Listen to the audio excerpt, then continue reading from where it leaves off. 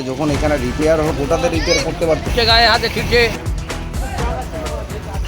কাকা অসুবিধা হচ্ছে তো?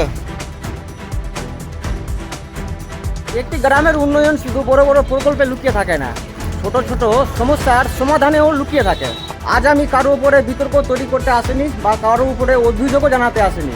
আমি শুধু আমাদের গ্রামের কিছু সাধারণ মানুষের বক্তব্য, তাদের দৈনন্দিন জীবনে অসুবিধা এবং একটি ছোট্ট সমস্যার দিকে সবার দৃষ্টি আকর্ষণ করতে এসেছি। এই গ্রামে রয়েছে শিক্ষার প্রতিষ্ঠানের ব্যবস্থা, চিকিৎসার সুবিধা, পানীয় জলের ব্যবস্থা এবং ধীরে ধীরে উন্নয়নের ছোঁয়া। গ্রামের অধিকাংশ রাস্তা আজ পাকা হয়েছে। সত্যি এই পরিবর্তন আমাদের গর্বিত করে, কিন্তু উন্নয়নের মাঝেও কিছু ছোট সমস্যা থেকে যায়, আর সেই ছোট সমস্যায় অনেক সময় সাধারণ মানুষের জন্য বড় কষ্টের কারণ হয়ে দাঁড়ায়।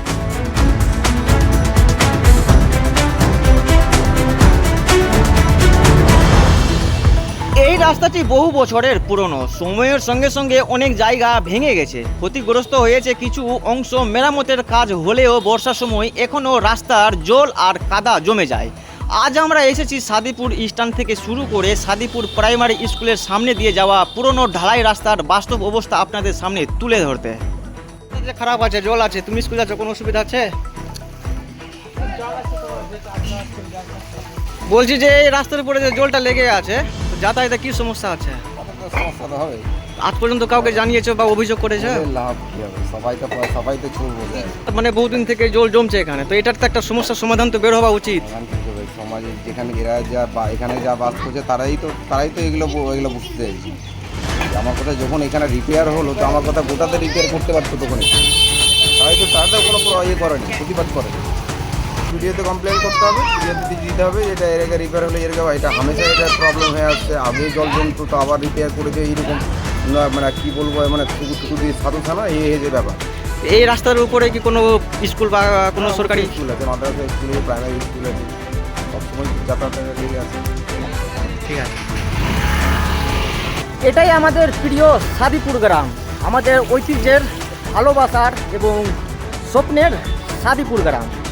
এই গ্রামটি মালদা জেলার কালিয়াচক 2 নম্বর ব্লকের অন্তর্গত বাংটোলা অঞ্চলে এই সাদিপুর গ্রামটি অবস্থিত। এখানে বহু বছর ধরে কিন্তু রাস্তার উপরে জল জমছে।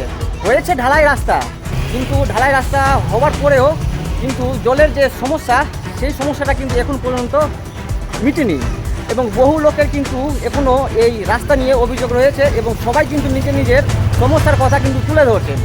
সবচেয়ে বেশি সমস্যায় পড়েন প্রাথমিক বিদ্যালয়ের ছোট ছোট ছাত্রছাত্রী, শিক্ষক শিক্ষিকা, বয়স্ক মানুষ, সাইকেলের আর মোটরসাইকেলের চালক এবং প্রতিদিন এই রাস্তার ব্যবহার করা সাধারণ মানুষ।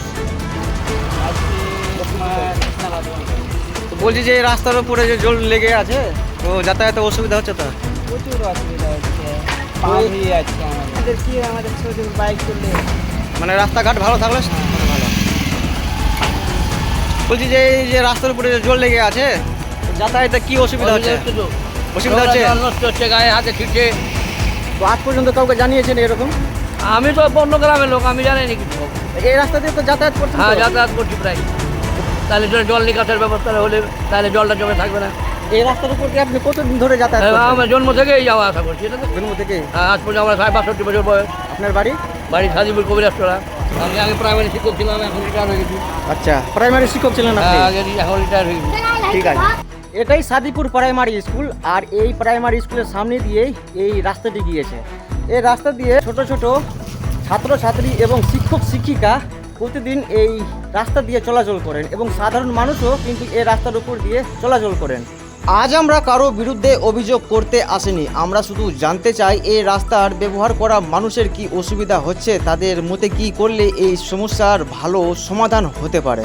আমরা বিশ্বাস করি প্রশাসন এবং জনপ্রতিনিধিরা সবসময় মানুষের উন্নয়নের জন্য কাজ করেন, তাই এই ভিডিওর মাধ্যমে আমরা বিনীতভাবে শুধু একটি বিষয়ের দিকে সংশ্লিষ্ট সকলের দৃষ্টি আকর্ষণ করতে চাই, যাতে ভবিষ্যতে বর্ষার সময় সাধারণ মানুষ, বিশেষ করে স্কুলের ছোট ছোট শিক্ষার্থীরা নিরাপদে চলাচল করতে পারেন।